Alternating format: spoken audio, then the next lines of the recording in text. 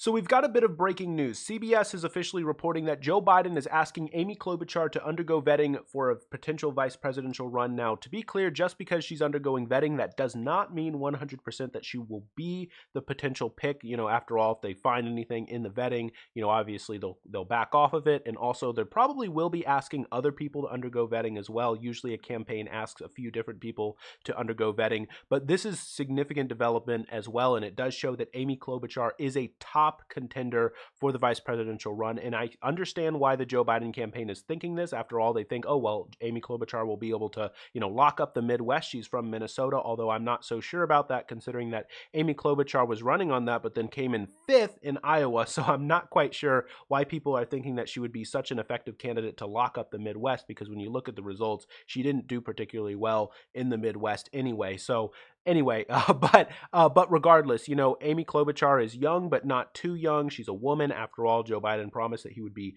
picking a woman. And, we saw that Joe Biden came around saying that he would be picking an African-American woman for the Supreme Court, leaving open the possibility of picking a white woman for the vice presidential slot. Now, personally, I'm not a big fan of like reasoning that way, but that's how the Joe Biden campaign seems to be looking at it. But I do think that Amy Klobuchar's run is a mistake for another reason, which is that Amy Klobuchar doesn't excite anyone at all. Like when you think about like who's the demographic group, who's the box that Amy Klobuchar is going to excite. It's not clear that she's going to excite anyone. And one of the major sort of lagging points when it comes to Joe Biden is his enthusiasm numbers. If you look at the polls on enthusiasm, Joe Biden's enthusiasm numbers are lower than Hillary Clinton's enthusiasm numbers at the time, which made sense, right? Hillary Clinton, for instance, was, if she had beaten Donald Trump, would have been the first woman president. And so, there's some people who are going to be very excited about that. But regardless, there was very low enthusiasm for Hillary Clinton.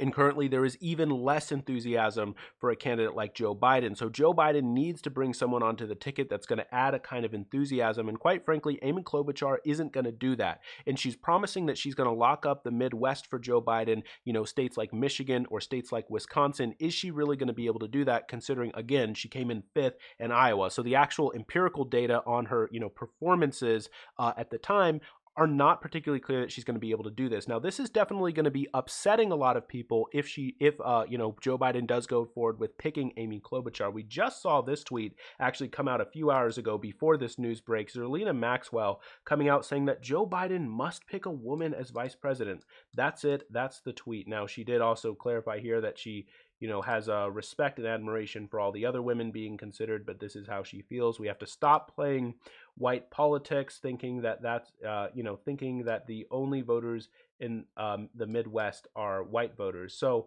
you can see here, that's just sort of her opinion. Now, Brianna Joy Gray did actually respond to this tweet here, and I think she has a pretty good and very telling response here. She responds just simply saying, or what? Like, okay, Joe Biden needs to pick a black vice president, or what? Like, what are you actually going to do about it? And she goes on to clarify here saying, this is not meaning to be glib.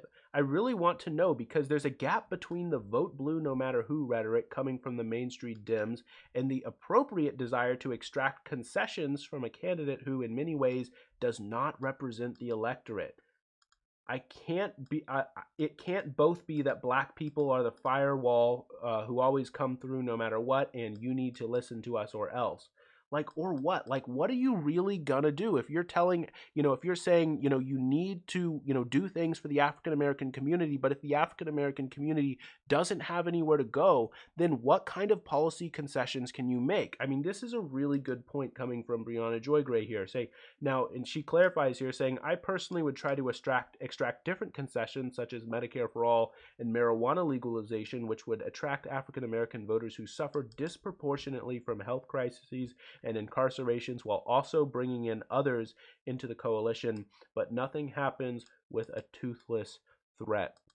And I think that this is absolutely right, and I think that it does show precisely why Amy Klobuchar is the likely pick. African-American voters don't have anywhere else to go. And in the case of Zerlina Maxwell, picking an Amy Klobuchar is even worse than picking some of the other options, considering the fact that during the primary season, you'll remember, Amy Klobuchar refused to take any responsibility, refused to own up to the fact that when she was prosecutor, she put away an innocent African-American man to jail for life when, even during the time time, there was reason to think that he didn't commit the crime. Now, innocent evidence came out later proving that he didn't commit the crime, but it just goes to show you her mindset. She has that same kind of mindset which has been keeping African Americans and minorities and people of color down in this country for generations. And it's really, really sad to see the situation that a lot of people find themselves in, feeling like they're forced to vote for a candidate like Joe Biden, who, as Brianna Joy Gray properly points out there, does not represent the electorate. And so, again, and it's not clear that Amy Klobuchar is going to be able to lock up the Midwest. She, again, I said it like a million times now. She came in fifth in Iowa. She came in fifth. And so, it's a really, really crazy situation that a lot of people find themselves in, a really sad situation that a lot of people find themselves in, feeling like they have to vote for a candidate like Amy Klobuchar, who again doesn't excite anyone but checks all those, sort of boxes. It's the same kind of reasoning that led Hillary Clinton to pick someone like Tim Kaine for vice president. And look, I'm from Virginia. Tim Kaine is a senator in Virginia, but I knew at the time that Tim Kaine is one of those senators who, checked all the boxes at the time, right? We were running on having a woman for president, for the first time. And so, well, we need to have a, standard issue white man who's, a moderate person who isn't going to, shake things up. We're too worried about pushing the identity box too far. And so, it's just this, super cold, calculated stuff that really makes people sick of politics, really turns people off from politics, and doesn't excite anyone at all. And, it's really, really sad to see. So anyway, I just wanted to update you guys on this. If you like this video, I'd appreciate it if you hit the like button and consider subscribing. Thanks.